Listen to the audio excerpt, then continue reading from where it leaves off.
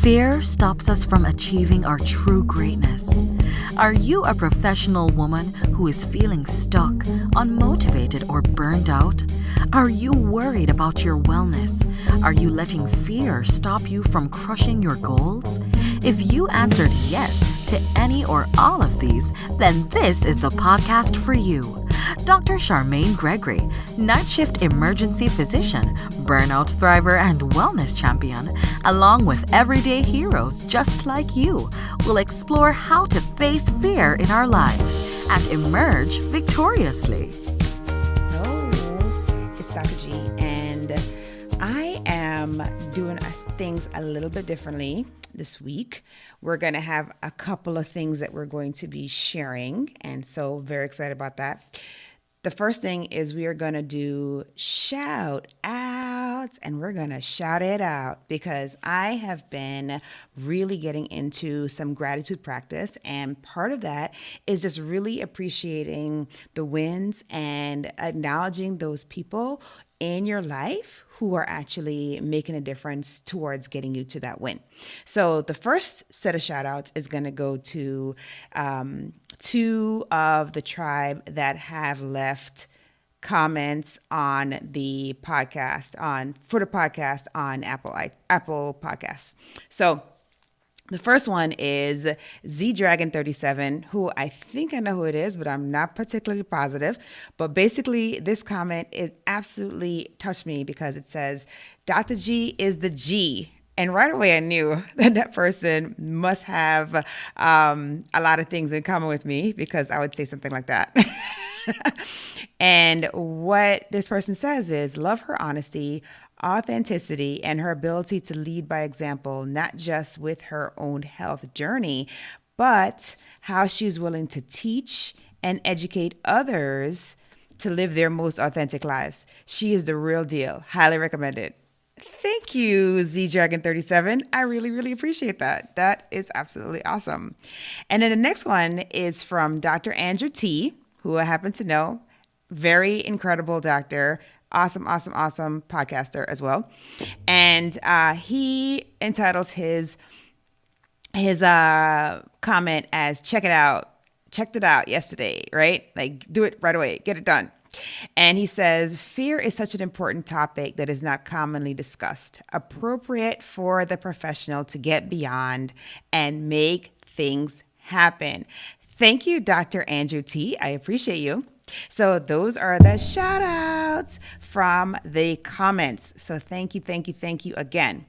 The next one, the next deal or the next celebration, I would say, is that guess what? We have crossed the 12,000 mark, 12,000 downloads.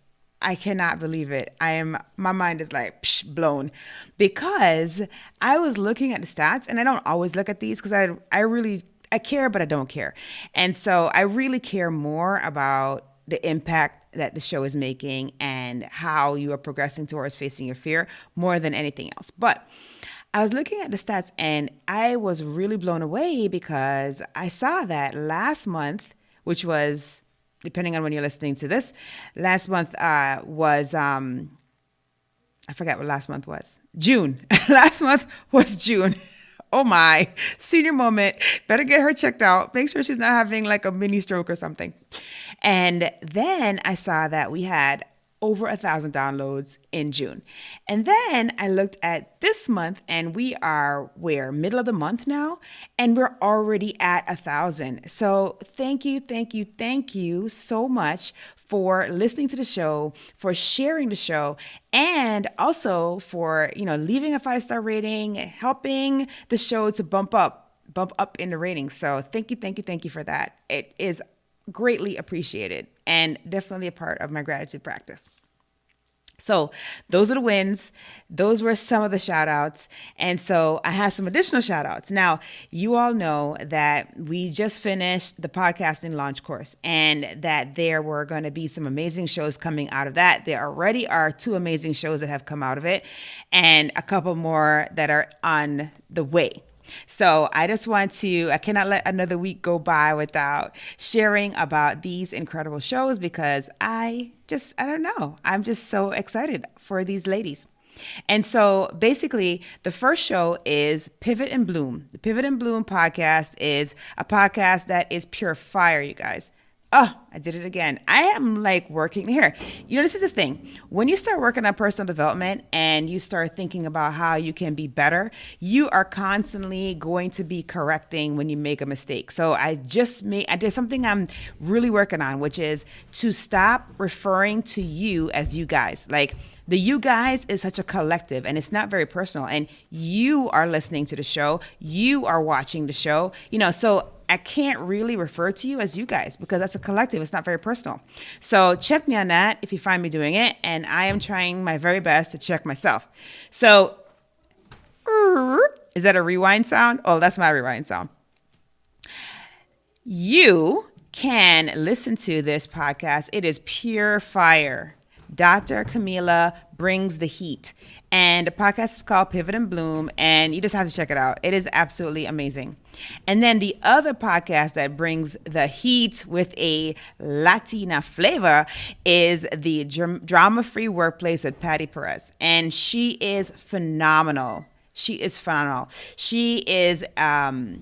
such an incredible lady and such a great background, and she just brings such great value, and it is such a good show to listen to. So check those two shows out. Support. Leave a 5-star rating, share it, leave a positive comment, subscribe. Love you. Thank you. So I think that's it for the shout outs and wins. Yeah, I think so. The one more thing. So this is now, we've passed through the shout outs and wins and the gratitude.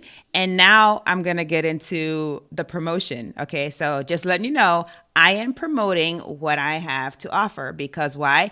I feel like you asked me for this service and I am putting it forward to you. So you asked for a service where because you're super busy, you want to create a podcast, you just want to do the audio and not anything else. And you wanted something where you could just literally drop the audio and then like a magical thing happens and then you have your show, everything you need to get that thing out there into the universe so that your people can hear. So that is what I did. Now, I am a physician. I am not a tech person or anything like that, but I said, you know what? That would be fair talking. If my tribe asked me for something and I did not deliver that thing or did my very best to deliver that thing. So that is essentially how the podcast in a box got started. And it is essentially two components. The first one is if you've never had a podcast before and you are looking to start your podcast and you've been on a fear fence and you haven't been able to jump off and you are just saying to yourself, man, I feel the overwhelm of having to do all the things that are related to getting a podcast going. And you're just kind of like, man, can I just do the audio and have someone do it for me? Well, this is the package for you. So essentially, you would create the audio for the first 5 episodes because it is best to launch with 5 episodes. So you'd create the audio for the first 5 episodes, and then we would take those episodes and we would produce them. We would edit, produce, we would create your show art for you. We would create your episode art. We would create your copy for your show notes. We would get it uploaded to the media host. We would get it distributed to the listening platforms. Like, we would literally do everything for you in order for you to be able to launch your show. All you'd have to do is basically give us the 5 audios, right? The 5 episodes in audio form so that we could do our magic. So boom, that is the one of the entities that is available. The second one is if you already have a podcast. Now, that is a different category because you have a show, it's out there, but maybe you are just not wanting to have to deal with the extra stuff that comes along with putting a show out every week or every other week or however frequently you do it. And you just want to work on the creative side. You just want to create. You just want to do the audio. You don't want to do anything else. Well, then that it would be perfect for you to be part of the subscription plan. So we have a monthly subscription plan that basically does a similar thing, right? You give us the audio. We do the graphic for the episode. We do the show notes. We get the thing uploaded for you. We do all that stuff for you. All you have to do is literally give us the audio. and boom, you can be consistent however many times a month you plan on doing it, and we will make it look pretty, make it sound good, etc., etc. So that is what came out of you asking about, man, I'm super busy. How can I get a show started when I'm so busy? That was my answer. So there you have it.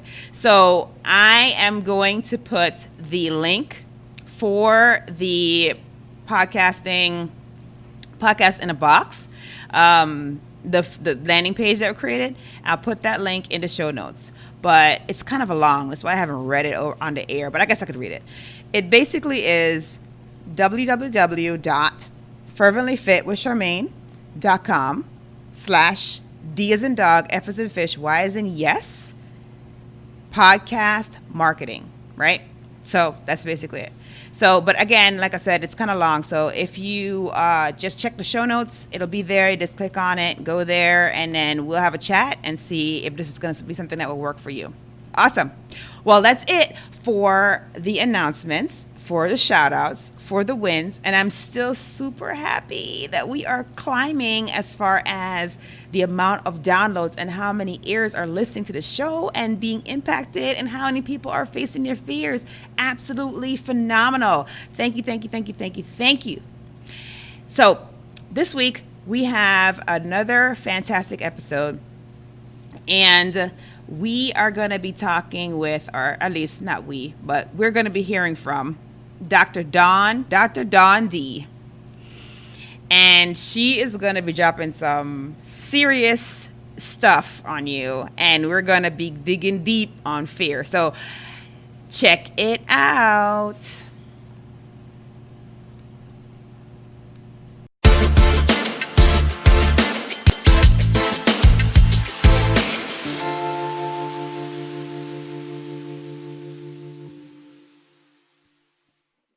Hello, Fearless Freedom family.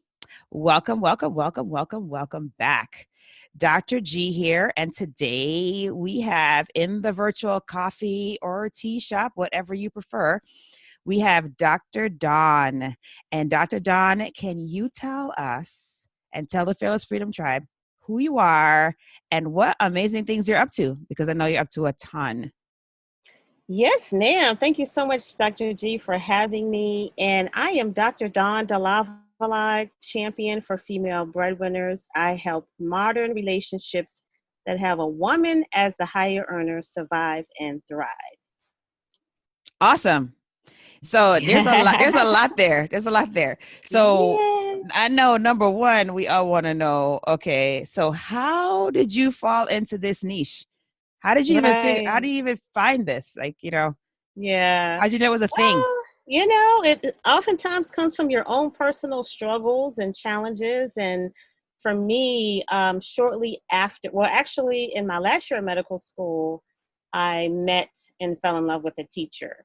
And we know that teaching is, one of the most underpaid, undervalued professions. So we always knew that I would be the higher earner, but it wasn't until we were really in the thick of it and I finished my training and, went into residency and the salary's creeping up and up and up. And then I finally finished, and then my salary just completely dwarfed his. And I started to notice how I was feeling differently about my marriage. And it wasn't even him, it was me.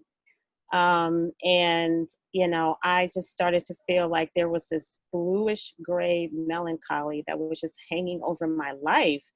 And I couldn't figure out where it was coming from. I mean, I was a young doctor. I had a supportive husband and a beautiful child and the nice house and the car and everything that we're waiting for. But still, I felt unsettled. I felt unfulfilled. I couldn't tap into my happy. And I was like, what is going on? And I was in this place for like several years, actually, not understanding what I was feeling.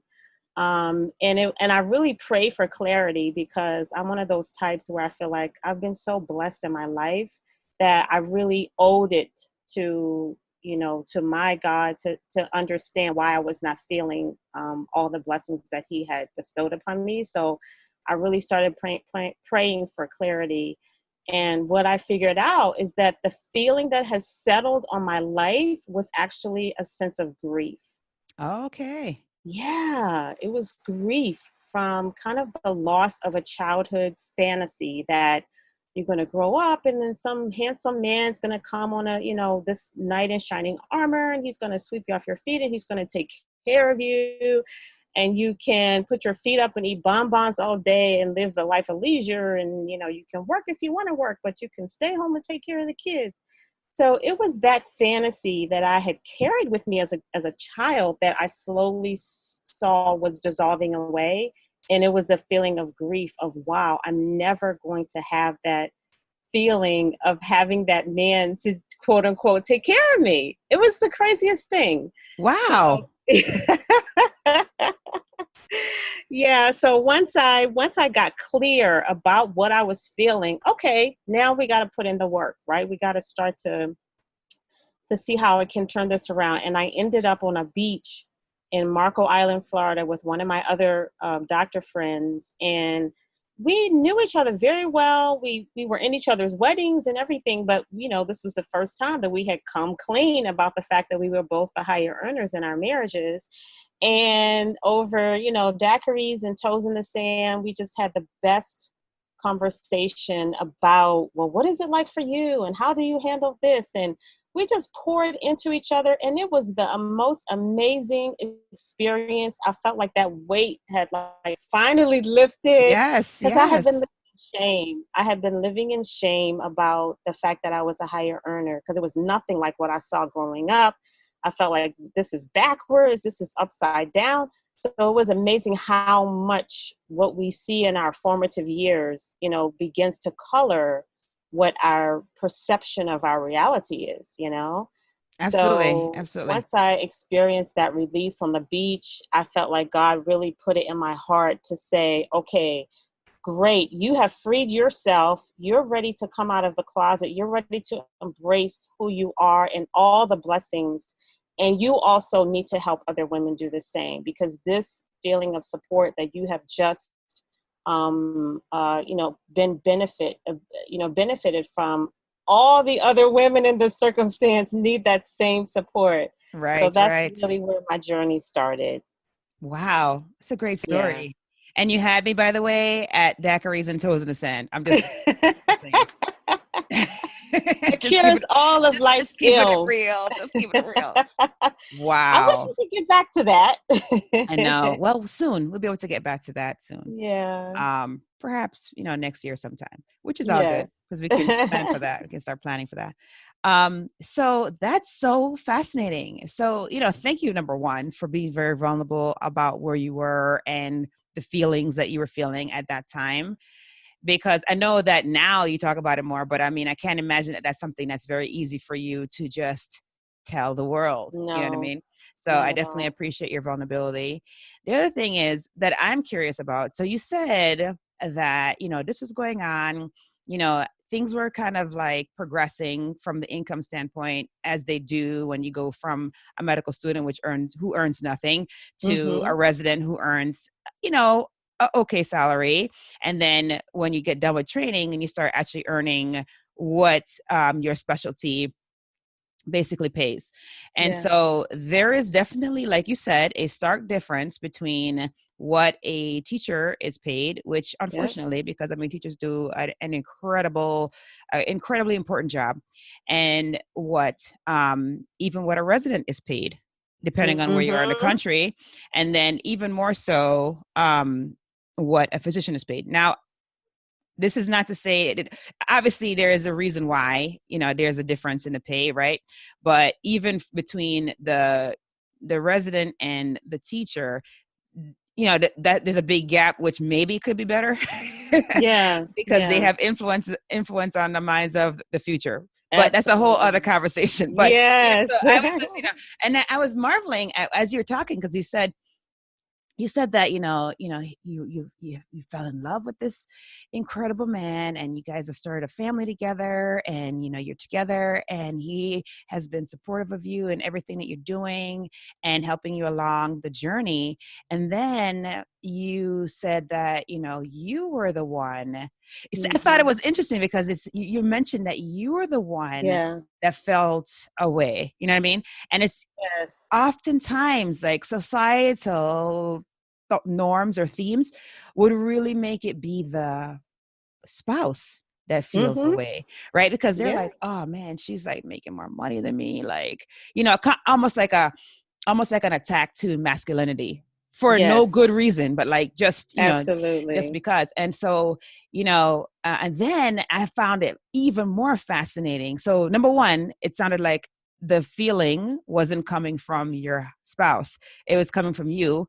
And Mm-hmm. then number two, I thought it fascinating that you were able to go back and pinpoint the exact fear Mm-hmm. that you're feeling. Like you were able to trace it back to your childhood and how you had, I don't know if it was like a Disney movie or what, or, like, oh, Prince Charming's going to roll up and, on Right. his horse and he's going to make me, into a princess. And I could just like you said, kick your feet up and eat Yeah. bonbons and chill out.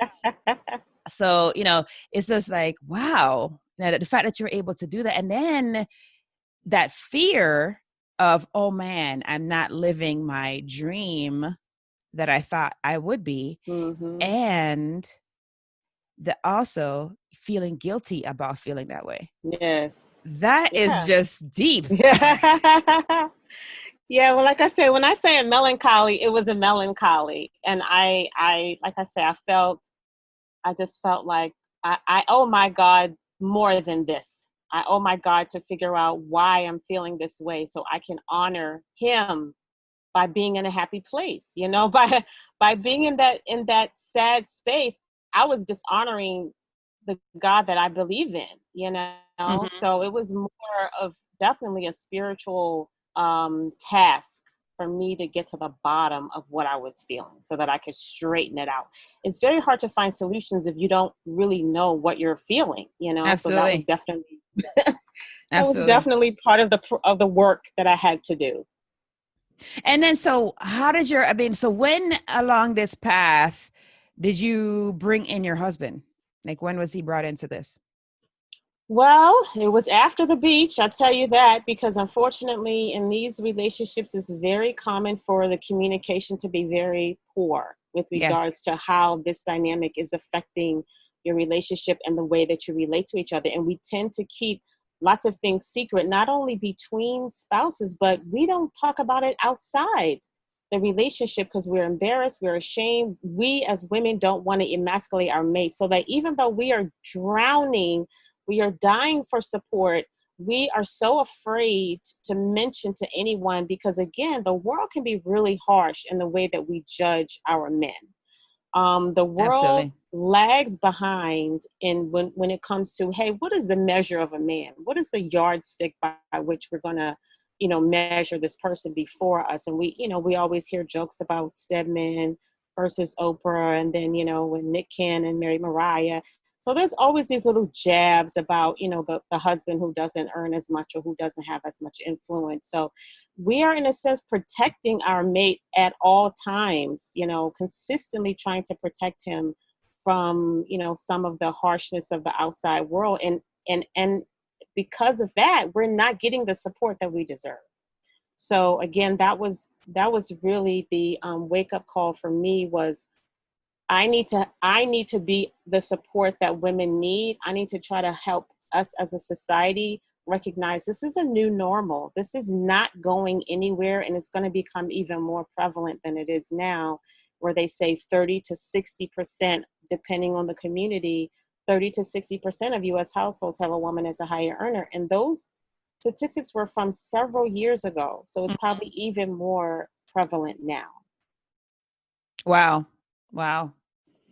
And so, wow. No, it's funny you brought that up because I honestly did not even think about what society does. You know what I mean? Like, I mean, Mm-hmm. I thought about like the fact that in general, the male is the one that earns more, right? Mm-hmm. But I never really thought about, like, as you brought up the two examples of the celebrities with Nick Cannon and Mariah, I was like, oh wow, yeah, people were kind of wondering, like, how come, they're together, and what are the dynamics in that situation? Yeah. And Oprah and Stedman are like, they're like a staple. That's like a many years situation, Yes. Yeah. and people were questioning that.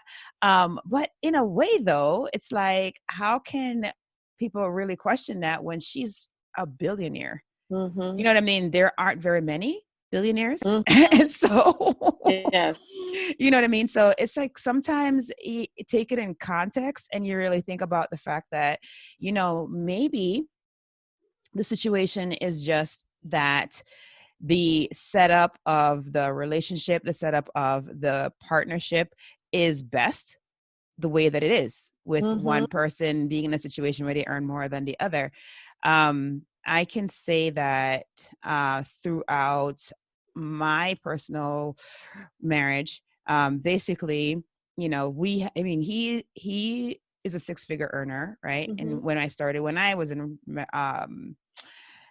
residency, he was making six figures, and basically, like, so he was making a lot more money than I was during residency. Then when I got done, I started making more money than him, but it was never we never really had that situation where it was kind of like, oh yeah, you make more money. Like, it was never an issue. It was Mm-hmm. always our money, Yes. And so I think that because we entered in a little different scenario Yeah. where, he maybe, he had the upper hand financially for a while. And then, we exchanged roles, and we've gone back and forth, throughout this Mm-hmm. journey. There've been times when, well, actually, probably this year, I don't know if it'll happen, but I went 3/4 time, almost halftime. And so he probably will make more money than I do this year, but it's Mm-hmm. just like, whatever. There are times when I wasn't working, like I was postpartum. I Yes. wasn't working, Yeah. and he Yeah. was making more money than me then. So, it's like, whatever. It's a dance. It is something that, I guess it depends on not only the vision of what you think the financial structure and the resources in the marriage should be, but it probably is also like, what is your vision and your attitude towards money in general, right? Mm-hmm. Because Definitely. I know people who And are, also the level of discrepancy, because you mentioned that postpartum you had the ability to not work. I didn't have yes, that. So as part of it is, if that primary income of the wife is wholeheartedly supporting majority of the home, then it becomes a little bit different pressure when she wants to stay home longer with her baby and she can't. The absolutely, household can't survive without her. So now she's in that position of, oh, there's a little resentment. Oh, there's a little frustration. Oh, there's a little regret, right? I mean, we're human. absolutely, So we're absolutely. going back in the hospital with my 8-week baby at home, and I feel some kind of way about it, you Of know? course. No, that's no joke. That's no joke. Yeah, no, that's real. Wow. Yeah, no, absolutely. Absolutely. Yeah. Yeah. Yeah. So And then the other about Oprah, yeah. we always hear that Oprah, she says, oh, she doesn't get married because she doesn't want to give up half of her, what have you, which we get. But let's think about if she had a hypergamous relationship where she married up. Maybe she married, a billionaire with even more. Would she have gotten married? And I think the answer is probably yes. So we can see, Interesting. Interesting. yeah, we can see how these choices affect even the institution of marriage and family is affected sometimes by the choices that we make. So it's really complex. It weaves in and out of our relationships and society more than what we probably recognize. But I do believe that if she had married up, she probably would have gotten Oh, interesting. Yeah, married. maybe. Yeah. Yeah. That's very interesting. Yeah, do you choose love or do you choose finances? Mm. Absolutely. I'm so glad you said that. Mm. Because I feel like we are at the intersection of love and money, but yet we're not really cognizant of what's happening. We are regularly choosing love versus money. And a lot of times money is winning. And that is a fear that I have. Got it. Got it. Yes. No, indeed. Indeed.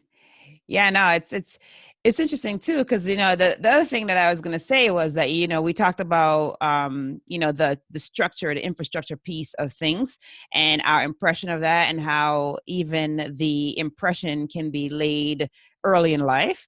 But the other piece besides infrastructure is our impression and attitude towards money in general, not just who's making more or Definitely. any of that. And so, if our attitude towards money is very different, then it makes it kind of difficult to reconcile that in a marriage, right? So like, for example, if you have somebody who is a spendthrift, right? Because maybe they grew up in a situation where money was easily attainable.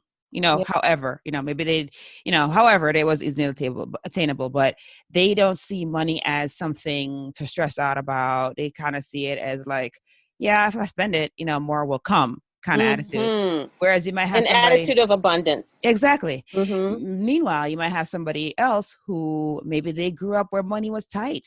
Maybe Yes. maybe things were like really, really rough during their childhood. And so for them, holding on to money is the way to go. So they're like super duper duper duper skinflint. And, so the two coming together, regardless of whether who's earning more or not, that just the attitude towards money alone can play a huge role in this, For sure. And it's, I've, for the past 10 years now, because that was in 2010 that I had that revelation, and I started writing my first book, and it's been a fantastic journey since then. And I just finished book number 3, and I travel, I host a multi-city event where we go from city to city and, support female breadwinners. But one of the things that has been so key to me over the past 10 years is learning and studying how the female breadwinner moves through love and relationships slightly differently than the traditional woman. Because the more I can understand and research this type of a woman, the better I can help relay this to the men and help society understand her better. So one of the things that I have recognized over the years is just what you're saying, is that if she ends up with a mate who is financially irresponsible, it is definitely, that is one of the ways that she desires her man to express leadership, is through being financially savvy. And if he's not able to do that, she will either likely separate her finances, right? So maybe they started with joint accounts. Right. And when she figures out that, oh God, he's just, he's a liability, she oftentimes will separate her account. And sometimes that does not fare well for the relationship, because you can imagine for the husband, maybe that feels like abandonment, right? That may feel like a degree of financial abandonment. To her, as a woman, as a mom, she's like, I need a nest egg over here. Like, I can't deal with your foolishness. I'm done with your foolishness. I got to take care of be sure me and the babies are okay, and that you are not the source of our downfall. So both sides have a very good perspective, but it just really, again, plays into understanding how this particular woman acts and moves, and what she needs, and the type of leadership she desires from her mate, because she does. Sometimes there's an urban myth that she wants to wear the pants and she's the boss and she's calling all the shots. But this, a lot of times this woman does still want her husband to be in a head of household position. She does still want him to express leadership characteristics. But the key is finding out what kind of leadership that woman responds to versus the next woman, because the profile can be a little different. So that's part of the homework on that husband, is to figure out what his wife responds to best as far as the kind of leadership she's craving from him. But across the board, finance is usually one of them. Wow. Yeah, no, that's very nicely put. Yeah. Wow. So you've got to now you just dropped, a couple of bombs there. So now you got to explore a few of them. So you mentioned that you have a third book coming out. So tell the audience what each one is, so that they can look you up, because I know they're going to. Yeah, okay. So the first book, like I say, was written when I was still kind of in the midst of the storm, right? It was my catharsis, bringing myself out of that place of grieving as a female breadwinner, the fear that I had abandoned my happily ever after as as the primary earner in my relationship. So it was based on interviews with other women in that same circumstance, really, again, beginning to profile what she's going through. It was like an expose of sorts, and that one is called She Makes More: Inside the Minds of Female Breadwinners. And then the second was really I've basically written a book for every chapter of my life. Okay, let's put Okay. it like that. Okay. All right. That's cool. So the second book was after my divorce because our Okay. relationship did not last. Okay. And this one was really how the high earning woman can be blindsided by the divorce process. Wow. So it's called What High Earning Women Need to Know About Divorce. Okay. And it's based on interviews with different attorneys. And it's really, really, I would highly recommend for any woman considering leaving a marriage. And she's a primary earner, because you really need to understand what you're about to be up against, and you need to choose if you are willing to take that risk, because there were definitely times I felt like this is the end of me. you Wow. know Mm-hmm. Mm-hmm. No, Everything I have worked toward, you see everything flash before your eyes. And then the third book, back on the dating scene as a high earning woman. So this okay. one is Yeah. geared toward the single successful woman who feels like her salary or her achievements may be getting in the way of her happily ever after. And it's called How to Find, Keep, and Win at Love When You Earn More Than Him. Nice. Yeah. Love it. Love it. And then these are all available like through the usual channels like Amazon or Barnes and Nobles. Yes, Amazon, definitely. My website is shemakesmore.com. And then for the most recent book, you can go to singleandsuccessfulatLove.com. And actually, for the audience, I have a free gift where all the ladies who are single, who are, making good salaries and still trying to find love. It's a 5-star dating checklist for boss ladies. And all you have to Okay. do is go to bossladydating.com, www.bossladydating.com. Awesome. Awesome. Awesome. Awesome. Yes. Thank you for putting all that there because it'll be in the show notes also. But if people are listening and they don't have access to the show notes, at least they are able to hear it and be like, okay, I'm going to go back and, get the book, check out the website, et cetera, et cetera. So thank you for doing Awesome. that. Yeah.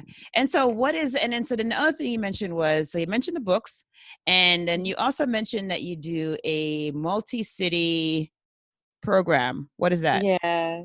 So this really started from the fact that, like I say, since 2010, I've been supporting the female breadwinner through different avenues, whether it's, Facebook Lives and blogging and online trainings and teleconferences and lots of things, video series. But what I noticed is that this particular audience really desires more of I want to reach out and touch you. It's like Okay. you definitely Yeah. need trust. You need trust between, me and my audience. So I said, you know what, I'm going to take this live. So in 2018, I launched an event. It's called Inside His Mind, Female Breadwinner Mixer. And Okay. it is a panel of men who have experience with a woman as a higher earner. And I'm the moderator. The audience is full of successful, high earning women. And it's just an amazing organic conversation about how a man wants to be loved when his woman is a higher earner. So we get to ask all our questions, all the things we're afraid to ask our husband, all the things we don't understand about, well, why is it that when I get a raise, he starts acting crazy and he's lashing out and he's going, whatever, like it's her fault or she did something wrong. So it's this sort of a safe space where you can be vulnerable, you can learn, and you can really have a revelation and clarity about your relationship and what the man is going through, and sometimes how to get over some of the hurdles and struggles with your mate that you may be having in these relationships. Wow, that sounds Yeah. awesome. Yeah. So the next one was actually supposed to have been in March in Washington, Right, D.C. right. So I have to push it back. Hopefully in the fall, we'll have to see whatever's going on with COVID. But Okay, yeah, Washington, D.C. will be the next city. awesome. And that information is also on your website. What Yes. And you can updates on also that, I should go say. to, yep. And you can also go to femalebreadwinnermixer.com, femalebreadwinnermixer.com. And that will, every new city will always be at that URL. So like I said, right now it's going to say Washington, D.C., but that's on hold because of COVID. But then Right. after D.C., whatever the next city is, you can always get that city at femalebreadwinnermixer.com. Awesome. Awesome. Awesome. Yeah. Awesome. That is fantastic. Cool. Man. And so, you've gone through quite a lot. I Yeah. mean, it's in this conversation. I'm like, wow, you know, it's like you went through the gamut. You went through, falling in love and all the honeymoon period there, and then having some tribulation, and then ultimately having the ultimate of tribulation occur, and then having to reacclimatize to the world without this person that you thought you're going to spend the rest of your life with. And now, and then in your business, even, you have basically very nicely chronicled each phase of that, right? Which I Yeah. think is amazing that you're sharing that with the world. That's amazing, because I know that there are people out there that are going to greatly benefit from it. And sounds Hmm. like many have already, and hopefully even after this broadcast, many more will as well. Yeah. So awesome. Thank you so much for sharing that, sharing your story with us. Um, I do have a question for you in regard to the development of your business. So you explained to us the getting started part, like how, you were on the beach, toes in the sand, sipping on the margaritas with your Hmm. girl, and you guys get heart to heart talk. This really expunges all of this information that was deeply seated, and you have an epiphany. And so Yeah. from that epiphany, you basically went ahead and initiated your mission, and Hmm. you identified your tribe, and boom, off to the races. But Yes. was there any fear associated with that? Like, did you have any fear with, okay, Oh, now I know what to absolutely. do. What am I going to do? How do I do this? Definitely. So you want to speak to that a little bit? No, the fear for me was actually more, I've come so far. When I look back, it's like, wow, it's just even interesting for me to say the space I was in then and the space I'm in now is the growth has been phenomenal for me, which I'm so thankful for. But back then, and the world was a little bit different place back then. We were our mindset was more clamped down, more rooted in tradition. But back then, right, like literally the night before my first book came out, again, it's called She Makes More, Inside the Minds of Female Breadwinners. So it's very clear what I'm talking about. It's a kind of title that still, men hear the title, they all of a sudden their feather, their hair stands on end, their feathers are ruffled, and they always want to clap back, and it's like, wait, wait, Mm-hmm, wait, wait, wait. mm-hmm. Give it a chance. I'm a liaison between the women and the men. Give me a Right, chance. right. But the night before my book came out, as almost like I got a panic attack because I was Oh, so nervous. I was so unsure. Like, am I yes. doing the right thing? I feel like I'm bringing up a topic that's going to rub a lot of people the wrong way. Like, what does this mean to my dad? Like, am I representing him well? So it was like Right, so right, right.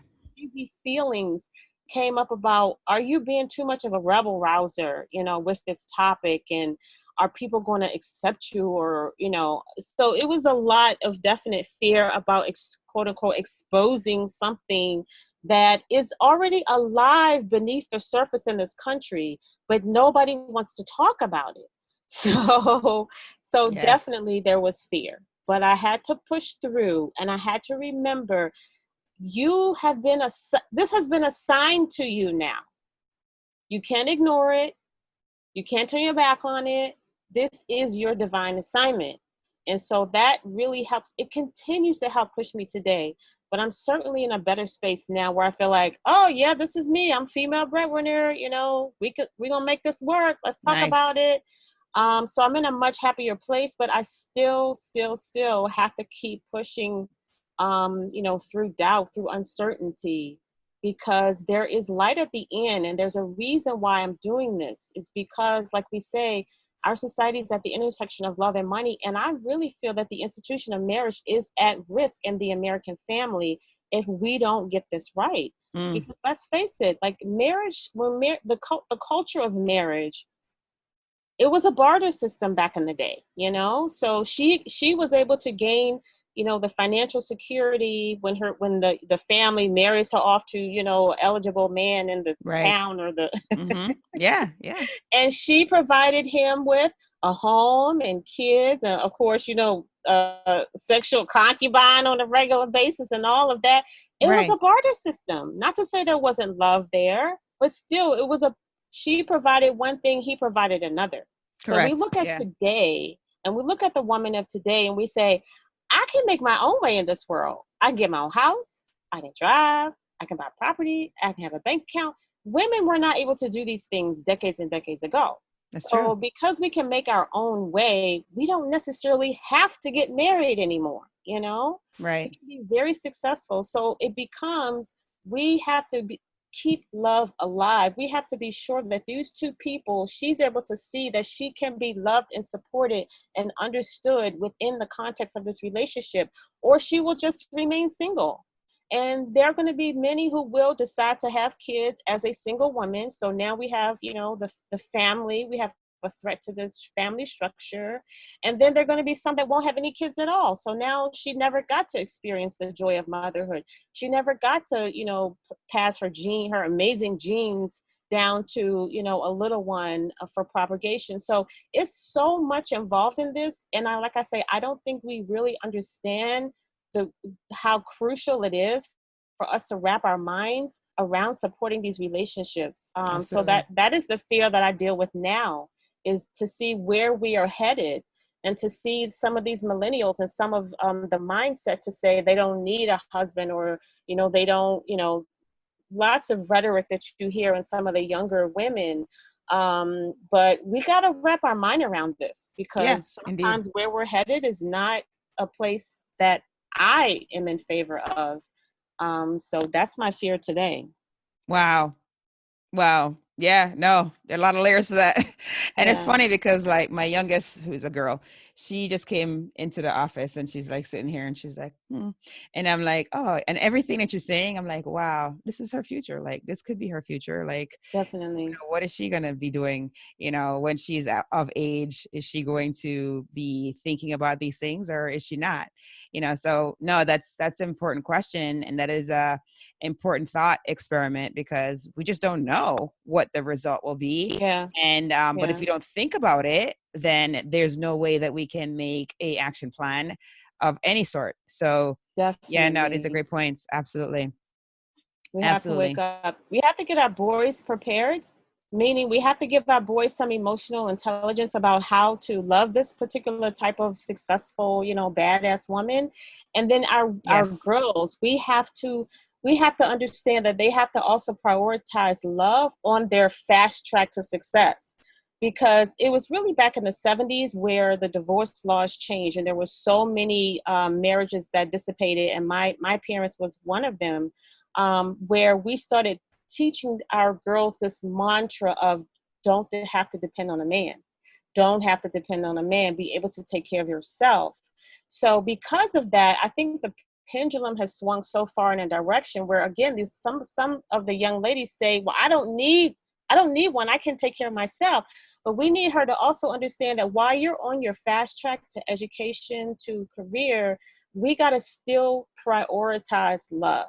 We have to Sure. make, Yeah. because we don't want to look back at the age of 30, whatever, right? And our ovaries are starting to, go through their own changes, and we're wanting to have somebody to grow old with. And we slowly see that, again, that dream of the marriage and the house and the picket fence starting to dissipate. We don't want to get there. Okay, yeah, we got our 6 figures. We're solid in our career. We don't want to look back and say, wow, I missed opportunities to find a great man, even though he may have earned less.